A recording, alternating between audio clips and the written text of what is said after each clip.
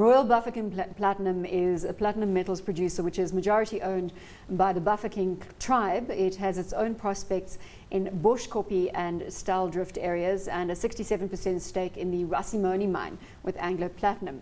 It has a market cap of 8.9 billion rand, a price to earnings ratio of 51, and currently pays no dividends. Does the story change on Royal Bafokeng? Slightly interesting company in terms of its heritage. As you point out there, the Bafokeng, as we all know, has been a very interesting story where the tribe actually retained the mineral rights and came to the fore, backed itself, looked after its interests through the apartheid era, which was amazing, and to their credit, proceeding with the development of that Bafokeng area, and they've got the sports stadium and the school. It's all very heartwarming. This particular asset came about because Anglo-American needed empowerment points.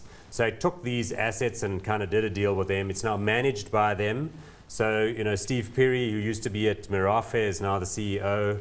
And the assets are fine. They're quite shallow. And it's in that sort of Rustenburg area where all the sort of heavy infrastructure is. It's mid-sized. The profitability is a bit limited, but they've got their own plans and they've got these add-on properties.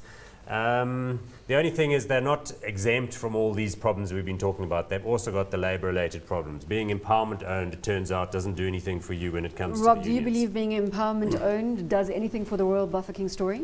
I think it does. I mean, if you say, look at the labour problems that they had last year, they got affected, but not that much. They only lost, I think, 70 tonnes, I think it was, of 70,000 ounces. So they weren't affected as much. You know, so the empowerment element really mitigates against the labour risk, is what you're saying? It mitigates to a point. I think, you know, depending on how aggressive the labour gets, but, you know, they manage their employees very well. You know, they're building houses, they're building schools, and it's more of a community well, that's project. what Paul was saying, a lovely holistic story. So, you know, if there's a lot of miners out of that area, then, you know, they could still have problems. But if the miners are coming from the area that are mining there, then, you know, it's much better for them. Nobody's going to buy this one, are they? No, I don't think so, because it's controlled by them and they have the strong cash flows from their share in Impala, which kind of backs them up.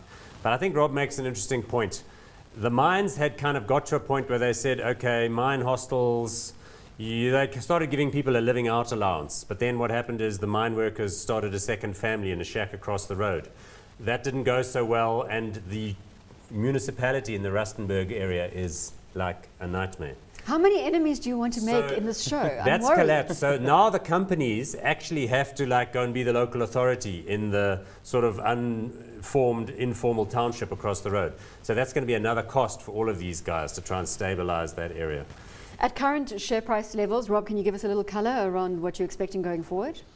I think the prices are going to stabilize. I think the last 2 or 3 weeks, we saw all of these shares get knocked considerably down. You can see that chart already.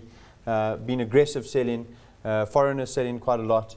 I think everything is slightly oversold here. So I think there is a little bit of uptick, and we'll have to see going forward into the next month or two if labour stabilises. But there is definitely value in these mines, you know, if things settle down.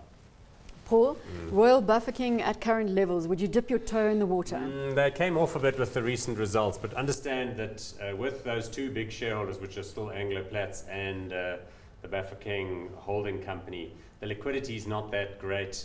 I think they're just going to plod on, and it won't recover any faster or slower than the rest of the industry. But it's working well for the community, this whole supportive community story. Yes, yes. Although the community thing, as I said, is more funded by the Impala cash flows than it is by this thing. I think this is their sort of project to see if they can do the thing themselves.